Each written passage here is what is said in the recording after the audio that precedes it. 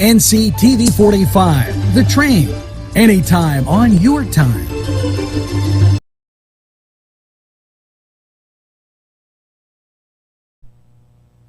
Today's programming is brought to you by NCTV45 and NC Radio 450, Newcastle's community television station. This program furnished by Sporting Goods, 23 East Washington Street, Newcastle. Call 724-658-2535. These fine businesses provided funding for this program.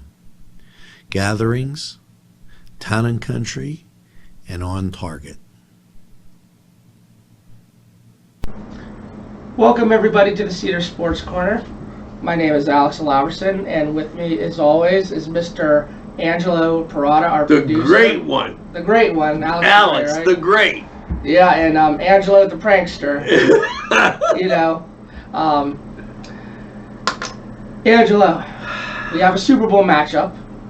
Going back in time, the Chiefs, Hank Stram, all the way back to the 1970 Super Bowl when they played the Minnesota Vikings. And the Vikings, okay, have Municipal Stadium, stands on one side, and Podolak played for the Chiefs.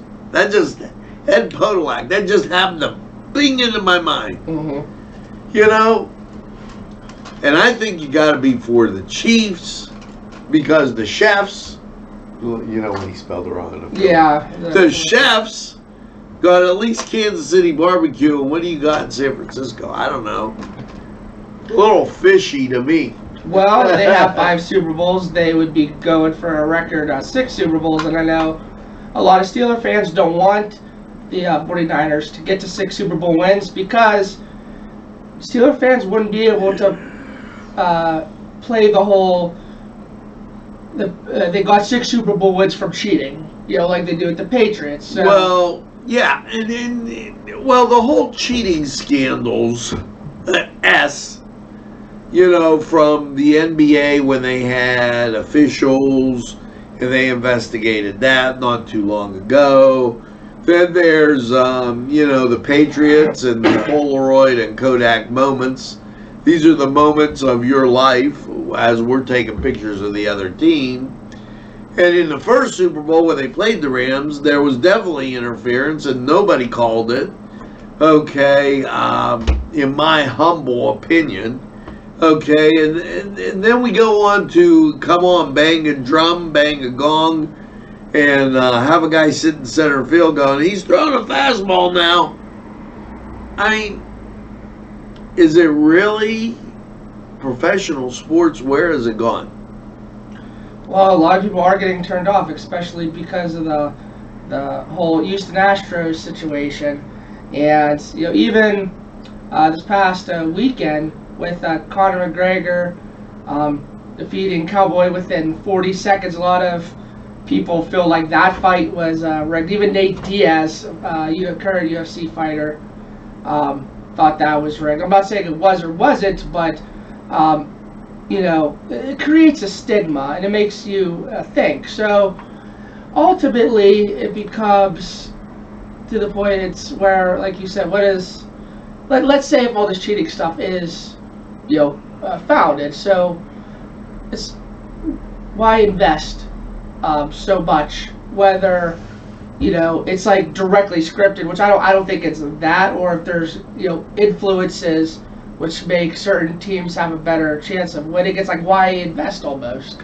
I just I have really upped my watching of high school and college sports, and I think high school has gone a little bit overboard in their all year round type of situations, and college to a lesser or a greater extent because they're doing anything to get players, in my humble opinion. You know, where it used to be an extracurricular activity, you had to get the grade first and then you got to play. Okay, but now with this latest go around, baseball's in for one heck of a big decision making on how they're going to repair, and what was done across the board. And I think it was done to all sports. I really do believe that. You know, I go out and I watch the Hess men's hockey, and I actually now enjoy that more. I actually enjoy watching North County baseball more than I do some of these other things. Well, I always liked high school football, particularly, especially when I go to the Shannon games. It's more personal, more up close, and you have people, youth, who want to play because they love the game. I'm not necessarily saying that pro athletes don't love the game, but there's we talked about before, whether it's money or any other type of influence. There is more of a pure game, and I love college. Everyone watches the show knows because he roots college. For Notre Dame. Because I root for Notre Dame. That's it. But I think I think we're due for a break, and when we come back, maybe we'll talk more about the Super Bowl. And now a word from our sponsors. If you're craving hot dogs and more, and you're in the area, then look no farther than Coney Island, downtown Newcastle on Kennedy Square. This program was provided through funding from Cedars Restaurant in Newcastle, Pennsylvania. A special thanks to Cedars, featuring Middle Eastern, Italian, and American cuisine.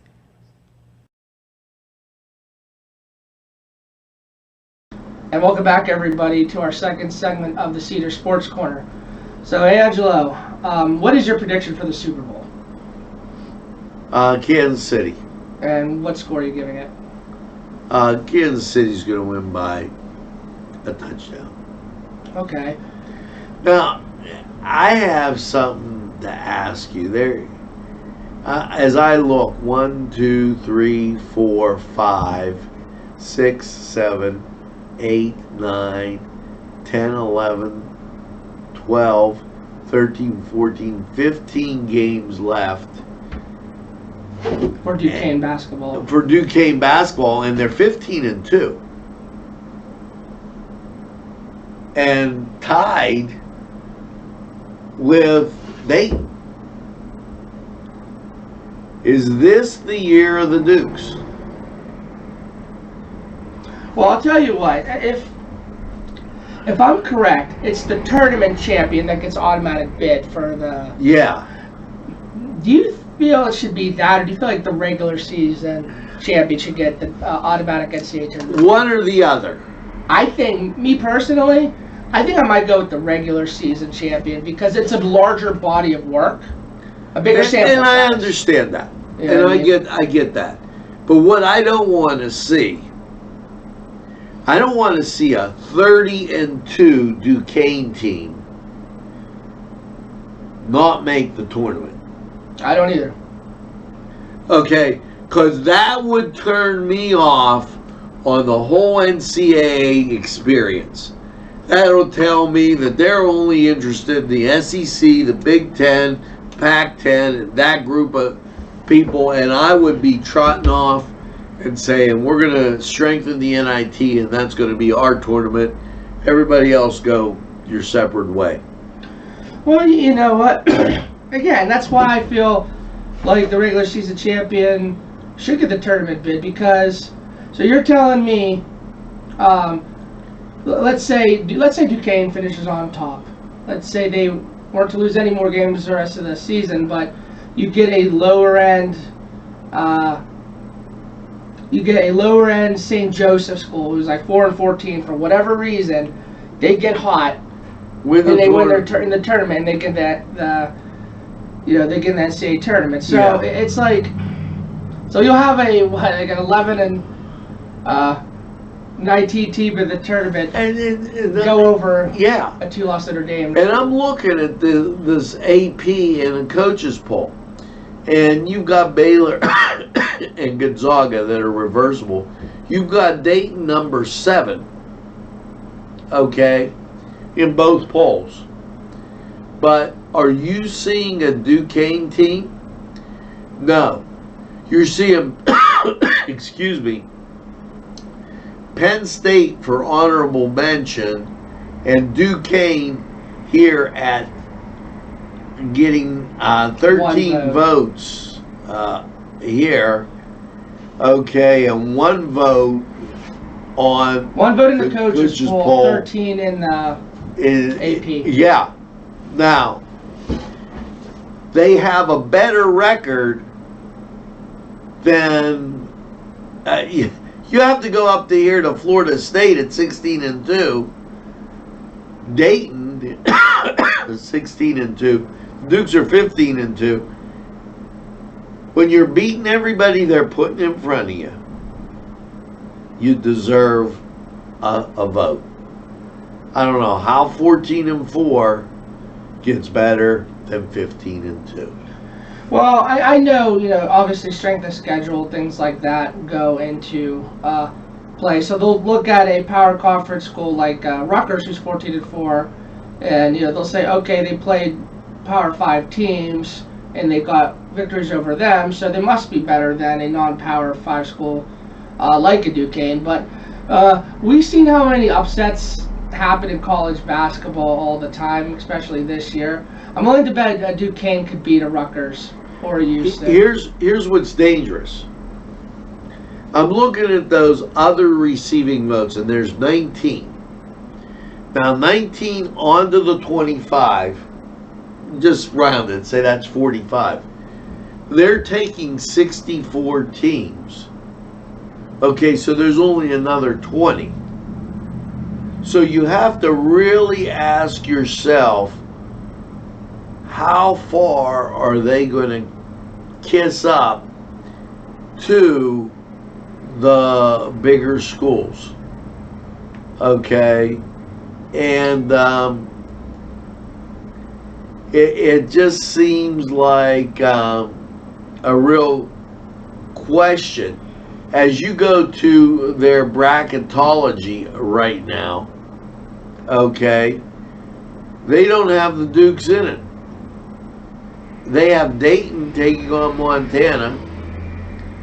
Okay, but no Duquesne in the top, and no Duquesne in the next tier. So basically, Duquesne's they're gonna have to earn it in. I mean, they're gonna have to do. They're gonna have to win the tournament. They're talking about on the bubble. And they are not even considering Duquesne as an on-the-bubble team. It's because the cost, because they're in the A10. Okay. I'm not saying that's right or wrong. I'm just saying. I mean, look, it is what it is. I disagree. It isn't what it is. Okay, everybody puts up their money. Okay. You can't do this. Okay, this is what wears you down. I feel like it's okay. They're giving a St. Mary's, an A10 school, a high ranking, and it's like, okay, that's the A10's one high ranking team. We can't give other A10 schools that ranking, right? So I don't know. So you should let an LSU in. Okay. Also keep in mind this Joe Lunardi bracketology stuff, that's going to be so different come March.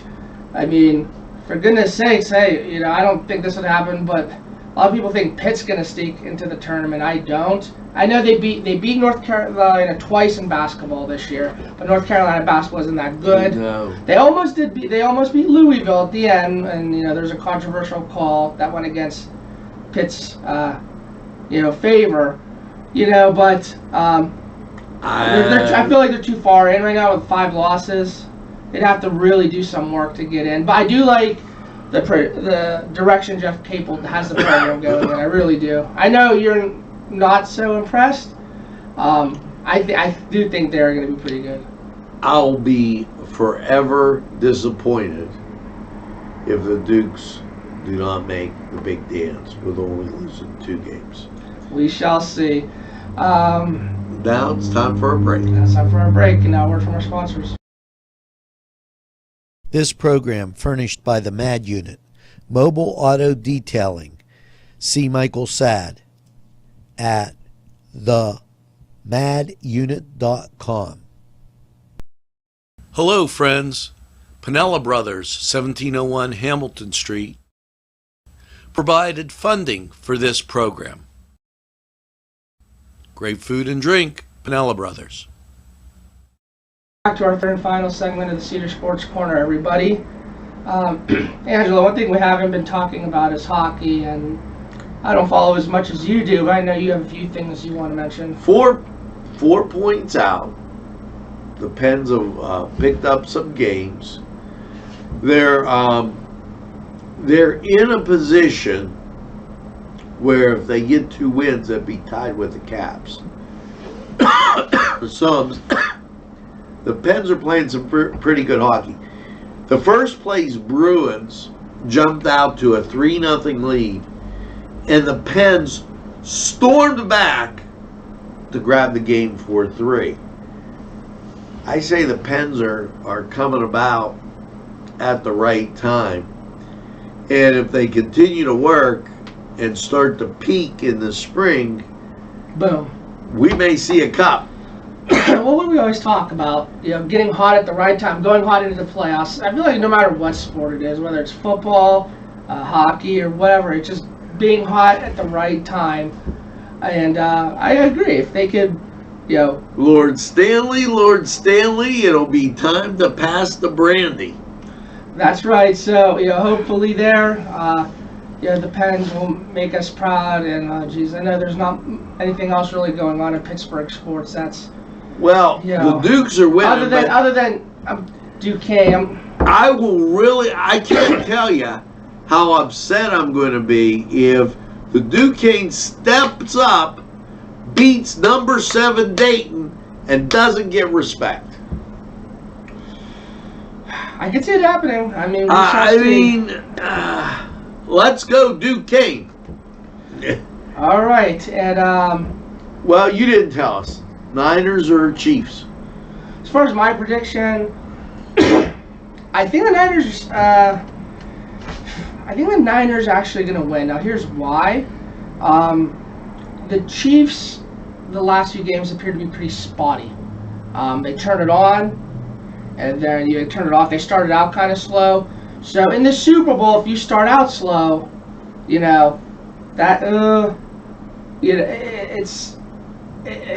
it's bad. Obviously, you never want to start out slow in any game, but I figure against a team like the 49ers in the Super Bowl, could be costly. Yeah, it could be very costly. And just the way I've seen the Niners play against the Packers, they look hungry. They look, vicious. So now, with that being said, I would like Andy Reid to finally get a Super Bowl. Maybe that's another reason why I think the Chiefs are going to lose, is because they have Andy Reid, who seems to blow it at the very, he just can't get over the hump and get a Super Bowl win. He was known for losing the NFC Championship game. He gets to the Super Bowl, loses that.